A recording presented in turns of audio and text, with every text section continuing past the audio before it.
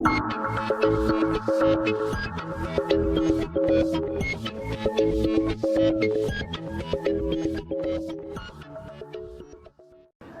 मैं हूं दिग्विजय और आप देख रहे हैं तर्कज्ञान। और तर्कज्ञान पर विभिन्न प्रकार की चर्चाएं करते रहते हैं और उसमें हमने आपके लिए यूजीसी नेट हो या फिर एनटीए का एग्ज़ाम हो या फिर पीएचडी एडमिशन हो, ये सारी चीज़ें तो हम करते हैं। और स्पेशली डिबेट, तो जितनी सूचनाएं हैं या डिबेट की जानकारियाँ हैं वो तो आपको मिलती ही रहती है।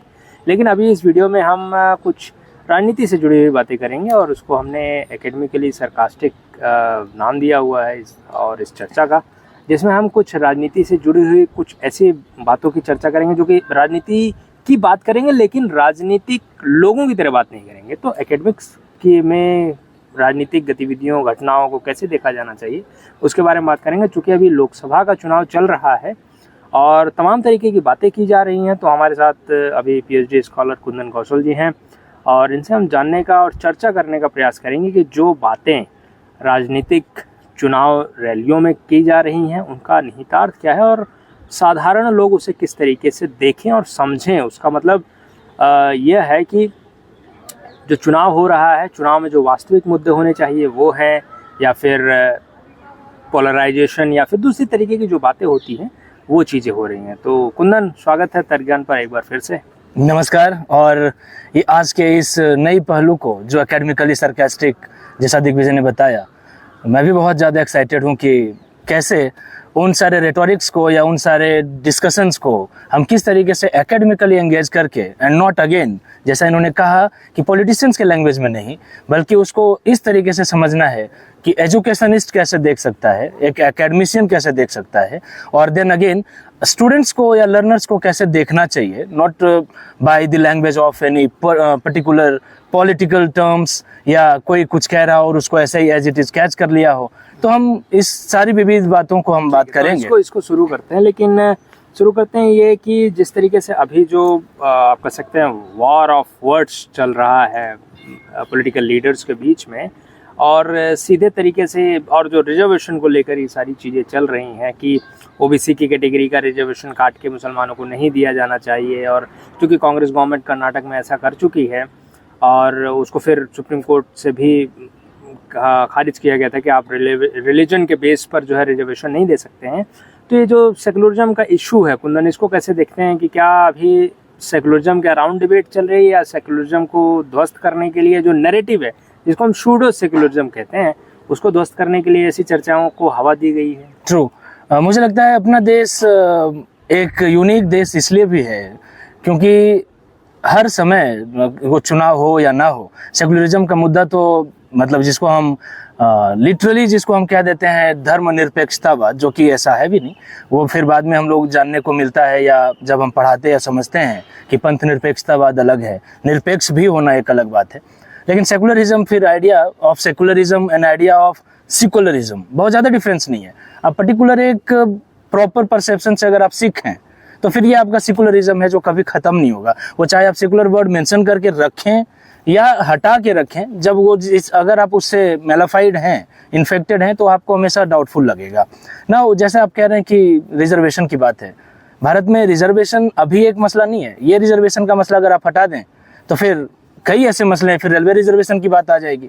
विविध इसलिए भी है ना देश, क्योंकि यहाँ मुद्दों की कमी नहीं है, यहाँ लोगों की कमी नहीं है, और जहाँ लोगों की कमी नहीं है वहाँ फिर विषयों की कमी नहीं है। एक चीज़ मैं ये पूछना चाहूँगा, चूँकि इसके ऊपर फैक्चुअली हम जानकारी दे सकते हैं। जैसे चूँकि कांग्रेस के पास और तमाम अपोजिशन पार्टीज़ के पास एक ही स्लोगन रहता है, और हम 2014 से देख रहे हैं कि बीजेपी वाले आएंगे तो कॉन्स्टिट्यूशन बदल देंगे, रिजर्वेशन ख़त्म कर देंगे। 10 साल हो गया। अभी रिसेंटली मैंने अमित शाह जी का एक बयान देखा, उन्होंने बोला अगर हमें रिजर्वेशन ख़त्म करना होता तो हम ख़त्म कर चुके होते, तो हमें 10 साल हमारे लिए पर्याप्त थे उस काम को करने के लिए। तो इस आरोप में हम कितनी सच्चाई देखें, और इसको रिजर्वेशन के लिए वास्तविक रूप में हम ये कहें कि इसकी नीयत सही नहीं है रिजर्वेशन को लेकर, एक विपक्षी दलों की या फिर भारतीय जनता पार्टी की? दिग्विजय, मुझे ऐसा लगता है कि एक वृत्ति होती है, और वो जब आपकी वृत्ति इस तरीके की डेवलप या विकसित हो जाती है ना कि हर चीज़ को आप क्वेश्चन करके, जैसे अभी हम बात कर रहे थे ना सेकुलरिज्म पे, तो एक तो होता है कि कलर सेकुलरिज्म आजकल चल रहा है कि अगर आपने गेरुआ पहन लिया हो, अगर आप भगवाधारी हैं, तो आप बिना कहे संत पहले नहीं होंगे, साधु आपको नहीं जाना जाएगा, आपको हिंदुत्ववादी माना जाएगा, या आप एसोसिएट हो गए बीजेपी से अगर आपने मेंबरशिप ली हो भी नहीं ली भी हो तो। अगर उस कंडीशन में सेकुलरिज्म की बात करेंगे तो अभी तो वीडियो में सबसे ज़्यादा सेकुलर मैं ही दिखूंगा, और उस लिहाज से मुझे भी नहीं पता था कि मेरी टोपी में अगर आप इसको विशेष तौर पे देखें तो और ज़्यादा सेकुलर हो जाएगा। लेकिन बात यह है कि हम इन चीज़ों से और इन मानकों पर अगर सेकुलरिज्म को देखते रहेंगे तो जिस बात की जा रही है धर्म की, वो धर्म आखिर रह कहाँ रहा है। और वो धर्म ये है भी नहीं जिसकी बात हम करते हैं, रिलीजन है भी नहीं हमारा धर्म। हमारा धर्म बिल्कुल कर्तव्यनिष्ठ, कर्तव्य परायणता पर जाकर टिकता है। अब वो बात जो आप कह रहे हैं कि नियत और संविधान, अगर ऐसा होना होता तो इनके पास बहुत अच्छी मेजॉरिटी 303 थी। अब तो ये शायद हम लोग सिफोलॉजिस्ट तो है नहीं कि क्या हो रहा है, लेकिन अगर इतनी भी अगर इनकी संख्या नहीं आई, इनकी भी अगर इतनी अभी बहुमत अगर नहीं आई तो इनके पास तो वो मौका भी अब नहीं रहेगा। और अगर करना होता तो ये पहले भी कर सकते थे। फिर वो जो बेसिक अब मुझे लगता स्ट्रक्चर डॉक्ट्रिन है कि ये विपक्ष का फॉल्स एलिगेशन है, बिकॉज ओबीसी का जो रिजर्वेशन दिया गया है उसको कॉन्स्टिट्यूशनली अप्रूव करने का काम बीजेपी ने किया है, तो जाहिर सी बात है कि वो रिजर्वेशन खत्म करने नहीं जा रहे हैं। और रिजर्वेशन के अगेंस्ट में, चूंकि ओबीसी रिजर्वेशन के खिलाफ में कांग्रेस ने काम किया है, और कहीं ना कहीं उन्होंने कभी भी जो मंडल आयोग की रिकमेंडेशंस थी उसको लागू नहीं होने दिया। वो तो बीपी सिंह आए और उन्होंने लागू किया। तो अगर हम हिस्टोरिकली भी देखेंगे तो हमें पता चलेगा कि आरक्षण पर जो ये नैरेटिव फैलाने की कोशिश कर रही है उसकी सच्चाई क्या है। तो बिल्कुल एकदम सही बात। अगर आप देखें कि बीजेपी या फिर जो अभी रूलिंग रेजिम है और वर्सेस जो अपोजिशन कर रहे हैं, जिसपे अभी भी एक क्वेश्चन मार्क है, हो सकता है इस लोकसभा के चुनाव के बाद एक अपोजिशन अच्छी मिल जाए भारत को। अभी तक तो उस संख्या तक भी नहीं पहुंच पाए कि एक बहुत अच्छा विपक्ष मिले हमारे सदन को। लेकिन जहां तक बात है कि कांग्रेस के नेचर में और बीजेपी के नेचर में जो वर्किंग डिफरेंस है, जो काम इंदिरा गांधी ने कर दिया वो काम मुझे नहीं लगता कि ऐसे भी ये नहीं करेंगे, क्योंकि उन्होंने कर दिया इसलिए ये नहीं करने जा रहे। तो संविधान बदलने का जो पूरा नियत या वृत्ति जो रही वो प्रीडिसेसर्स की रही, वो हमने देखा भी। अभी 25 जून आएगा तो फिर से उसका सालगिरह मनाया जाता है, आपातकाल का सालगिरह मनाया जाता है। तो इनके पास पर्याप्त समय थे, जब अभी नहीं किया तो आगे ये रिस्क लेने वाले हैं। ये मुझे पॉलिटिकल सुसाइड लगता है, ऐसा होने नहीं जाएगा।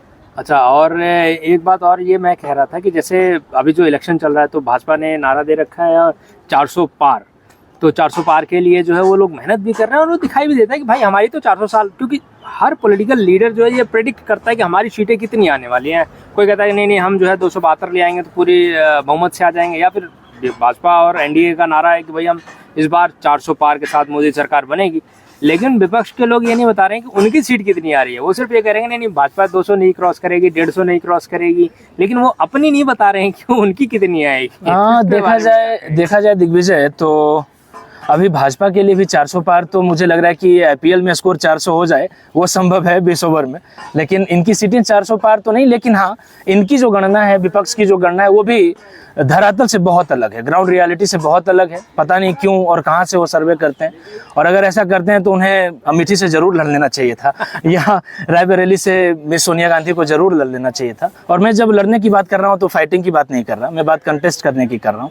तो वो जरूर वहाँ आके कंटेस्ट करती तो और अच्छा लगता कि हाँ वो महसूस हो रहा है ऑन ग्राउंड कि वो 150 पे बीजेपी सिमट रही है और ये वापस 200-250 लाने जा रहे हैं। लेकिन सबसे बड़ी बात कुंदन ये है कि जो इंडी गठबंधन बनाया उसमें देखिए सब फ्रैक्शन अपने अलग अलग होके चले गए, कोई सीटों का बंटवारा नहीं, कोई तालमेल नहीं। और तो ये बताता है कि वो लोग केवल किसी एक मोटिव से या शॉर्ट टर्म मोटिव के लिए ही इकट्ठे हुए थे, लेकिन वो जो है कि मन से इकट्ठे नहीं हुए थे। और इसीलिए वो लोग जो है अभी सब अलग अलग हो गए। अगर हमारे इस डिस्कशन के थीम को देखें एकेडमिकली सरकास्टिक, तो है वो सरकाज़म बनता है कि शायद इंडिया अलायंस इसीलिए बना क्योंकि वो भारत जोड़ो से लिंक्ड है।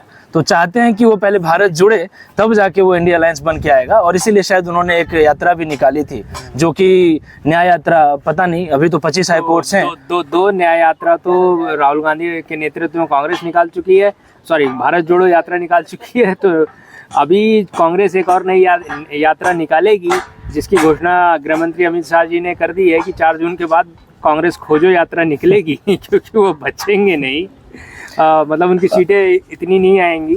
हालांकि मुझे लगता है कि कांग्रेस का न बचना भी दुर्भाग्य रहेगा हमारे देश के लिए। इनको रखना, क्योंकि it is all about preservation. और जब हम अपनी संस्कृति की बात करते हैं और जब हम बात करते हैं अपने ट्रेडिशंस की, तो उसमें हमेशा एक नाम रहना चाहिए, बिल्कुल मिटना नहीं चाहिए। मेरा एक छोटा सा सवाल और रहेगा कि देखिए बहुत सारे लोग बोल रहे हैं कि नहीं लोकतंत्र के लिए जो है स्ट्रांग अपोजिशन होना चाहिए। तो ये बताइए कि स्ट्रांग अपोजिशन होना, इस अपोजिशन के पार्टी के लोग तो कुछ मेहनत करें। वो तो जब मान लीजिए भाई आपको कंटेस्ट करना है तो जाइए वाराणसी से चुनाव लड़िए या अमेठी से अपने घर से चुनाव लड़ते हैं, लेकिन आप तो वहां से चले जा रहे हैं। इसका मतलब ये दिखाया जा रहा है कि विपक्ष जो है, विपक्ष ये कह रहा है जनता के सामने कि आप हमको बचा लो। वो ये नहीं कह रहे हैं कि हम आपको आगे बचाएंगे या फिर हम ऐसा बचाने को, वो जनता के सामने है कि भाई हमको कुछ किसी भी तरीके से बचा लो। मतलब हमको माइंड द वर्ड जो इन्होंने कहा भी, स्ट्रॉन्ग अपोजिशन, मैं भी मानता हूँ स्ट्रॉन्ग अपोजिशन होना चाहिए, स्ट्रांगली अपोजिट नहीं होना चाहिए। आप डाइसेंट शो करिए, आप डिस्कशंस लाइए, आप बात कीजिए, बात प्रतिवाद विवाद, ये सारी चीजें हमारी संस्कृति में रही हैं। आप आगे बाहर निकल के वाइस प्रेसिडेंट का या इन दैट कैपेसिटी चेयरपर्सन का उस चेयर का मौक मत कीजिए, जो कल्याण बनर्जी सब कर रहे थे। आप इस तरीके की चीजें ना कीजिए। जो सदन या संसद जिस चीज के लिए आपको वहां पे भेजा बिठाया गया है, आप कुछ और शुरू मत कीजिए। फिर हाँ, वही बात आ जाती है कि अगर आप ऐसा करते हैं तो फिर इससे बेहतर है कि सभा खाली हो, सदन खाली हो, और फिर नंबर्स इतने बढ़ जाते हैं खाली होने की कि पता ही नहीं चलता विपक्ष का काम क्या है। तो मुझे लगता है कि भाई विपक्ष जो ये कह रहा है कि नहीं लोकतंत्र के लिए विपक्ष का होना भी बहुत ज़रूरी है, तो आप मेहनत कीजिए, लेकिन मेहनत और परिश्रम आपकी तरफ से दिखाई नहीं देती है। इसलिए जनता जो है वो ये चाहती है कि एक मजबूत सरकार हो, लेकिन जनता ये भी चाहती है कि वो एक मजबूत विपक्ष के रूप में खड़ी भी रहे। तो जनता तो हमेशा से मजबूत विपक्ष की भूमिका निभा रही है, लेकिन जो हमारे विपक्षी नेता हैं वो एक मजबूत विपक्ष की भूमिका निभाने में पूर्णतः सफल रहे हैं। तो कोशिश ये करें कि आप लड़ें, लेकिन दिखाई ये दे रहा है कि आप लड़ने से आवश्यक ये है। दिग्विजय, आपने सबसे शुरू में मेंशन किया था, मुझे तो कभी कभी हैरानी होती है कि अगर ये विचारधारा ड्रिवन पार्टी है, आइडियोलॉजी ड्रिवन पार्टी है, तो इनके जो लोग हैं अच्छे अच्छे लोग, सिंधिया तो बहुत पुराने हो गए, अभी के रिसेंट और तत्कालीन समय में इतने लोगों ने ज्वाइन किया है। अब कुछ लोग कहते हैं कि बीजेपी की वॉशिंग मशीन बहुत अच्छी है, तो फिर वो इंजीनियर्स, वो सॉफ्टवेयर आप भी कहीं से तो लेके आए। वॉशिंग मशीन आपका भी बेहतर हो सकता है, आप भी बहुत अच्छा धुलाई करें या सफाई करें। बात ये नहीं कि आप ये फैलाएं कि वहां जाके लोग सीधे हो जा रहे हैं या साफ हो जा रहे हैं। बात ये वहां जा ही क्यों रहे हैं? फिर वो विचारधारा कहाँ रह गई जिसपे पूरी की पूरी नींव पड़ी थी आईएनसी की, जिसको कभी umbrella party, party of consensus, party of dissent, सब कुछ यही थी। वो चीज कहीं मिसिंग है, उसको खोज के अप्लाई है। आज आप कहते हैं कि कार्यकर्ता को इन्होंने मौका दिया, राहुल गांधी को नहीं दिया। अब क्या पता डर क्या था, कार्यकर्ता को आगे लाना इनका मोटिव है या कुछ डर था जिसकी वजह से इन्होंने आउट ऑफ सेल्फ रिस्पेक्ट भी ड्रॉ कर लिया। अगर ऐसा था तो फिर और पहले से ये मुहिम छिड़ना चाहिए था। चलिए ठीक है, तो बहुत ज़्यादा लंबी वीडियो नहीं करेंगे और इसी वीडियो में हम इस नोट के साथ यहाँ समाप्त करेंगे कि चाहे वो चुनाव में चलने वाला कोई भी मुद्दा हो, वह तभी तक मजबूती से जनता के बीच में जाएगा जब तक आप अपनी बात को मजबूती से कहेंगे और हवाबाजी नहीं करेंगे। और विपक्ष मजबूत हो, इसके लिए विपक्ष को ही काम करना है। जो जनता है वो आपको समर्थन देगी, लेकिन आप ऐसा कुछ करके तो दिखाएं, तभी आपको समर्थन मिलेगा। तो जो करके दिखाओ and there is always a caution.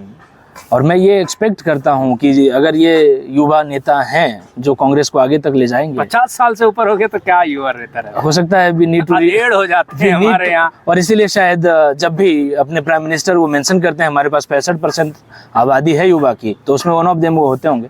तो अगर ऐसा है कि 50 से प्लस पे भी अगर हम युवा हैं, तो इस बात को जरूर चिन्हित करें कि अभी जो दशक चल रहा है, आने वाले 5-7 सालों में जो एक पीढ़ी निकलेगी, उसमें कांग्रेस के प्रति एक संवेदना बच जाए, या उनकी विचारधारा ये समझ पाएं या समझ योग्य हो। ये इस चीज़ को, इस मुहिम को लेके वो गांव-गांव जन जन तक पहुंचें, उनको समझाएं, बताएं। इनके कार्यकर्ता भी अब इस चीज़ से मुझे लगता है कि बहुत हद तक फ्रस्ट्रेट हो चुके हैं। बहुत हद तक उन्होंने भी अपने सारे कृपाण से लेके सब कुछ उन्होंने त्याग दिया है कि हाँ, अब ऑन ग्राउंड रियलिटी कुछ और रहती है, पार्टी कुछ और डिसाइड करती है। तो ये कुछ लोगों की पार्टी ना बन के लोगों की पार्टी बनी रहे, इसके लिए ज़रूरी है कि वो जन जन तक पहुँच के ये मुहिम शुरू करें। चले, तो मिलेंगे किसी और दूसरी वीडियो में, किसी अन्य विषय के साथ, टॉपिक के साथ चर्चा करेंगे। और तब तक के लिए आपसे अनुरोध ये है कि आप इस वीडियो को देखें और न सिर्फ देखें बल्कि दूसरे अन्य अपने दोस्तों के साथ साझा भी करें। मैं तो ये भी चाहूंगा कि आप एकेडमिकली सरकास्टिक में अगर कुछ ऐसे विषय पे या कुछ ऐसे विषय बिंदु पे अगर आप चाहते हैं कि हम किसी और विषय पर भी चर्चा करें तो आप कमेंट में लिख सकते हैं, निश्चित तौर पर उस पर हम जो है चर्चा करने का प्रयास करेंगे। नमस्कार।